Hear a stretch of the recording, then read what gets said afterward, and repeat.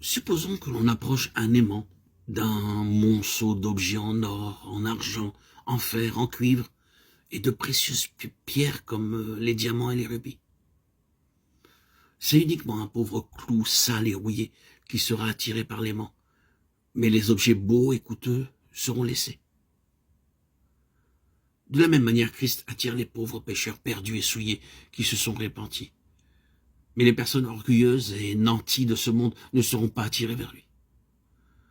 Le terme ecclésia signifie tirer hors d'eux. Il se réfère à ceux qui ont été tirés hors du monde par Christ.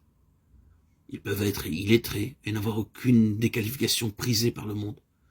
Mais cependant, aux yeux de Dieu, ils sont devenus très précieux. C'est de telles personnes que le Seigneur dit « Je vous ai choisis hors du monde ». Jean 15, 19. Faites-vous partie de cette église? Pouvez-vous vraiment dire que le Seigneur Jésus vous a attiré hors du monde? Ne pensez pas que parce que vous avez un prénom chrétien, que vous avez beaucoup de connaissances bibliques, vous appartenez au Seigneur. Il doit y avoir une transformation dans votre cœur et dans votre vie. Lorsque vous avez été retiré par la puissante main de Dieu, les plaisirs du monde perdent leur pouvoir d'attraction pour vous. Vous n'avez pas besoin de lutter, de vous efforcer pour cela. Car puisque Christ est venu dans votre cœur, les ténèbres ont disparu et vous êtes délivré de la puissance du péché. À moins que cela ne soit votre expérience, vous ne pourrez pas affirmer que vous faites partie de l'Église. Beaucoup de soi-disant chrétiens aspirent aux choses du monde. Ils pensent qu'il n'y a pas de mal à s'adonner occasionnellement au plaisir du monde. Ils iront au cinéma pour voir de bons films, mais seulement 2 ou 3 fois l'an. Ils ne réalisent pas que le poison peut tout aussi bien causer la mort si l'on en boit une gorgée qu'une pleine bouteille. Un petit bacille de coche pour tuer tout votre corps. Un petit éclat dans l'œil peut vous rendre aveugle. Aucun homme ne peut par lui-même perdre le désir à l'égard des plaisirs du monde. C'est seulement quand le Seigneur Jésus-Christ entre dans son cœur qu'il peut en être délivré. Il est celui qui peut nous libérer de nos liens.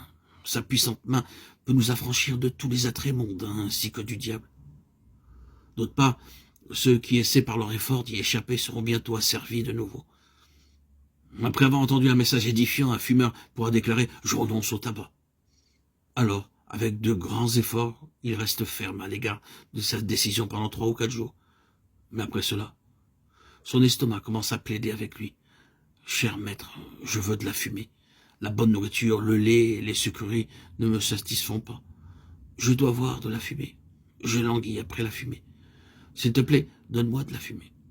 Je mourrai sans fumée. » À la fin, il la lui donnera et retombera dans sa vieille habitude aussi profondément qu'autrefois. Ce n'est que par la puissance du Seigneur Jésus-Christ agissant en nous que nous pouvons être délivrés de nos péchés. Il a vaincu le monde. Le péché, la mort, l'enfer et Satan. En lui, par lui, à travers lui, nous sommes victorieux.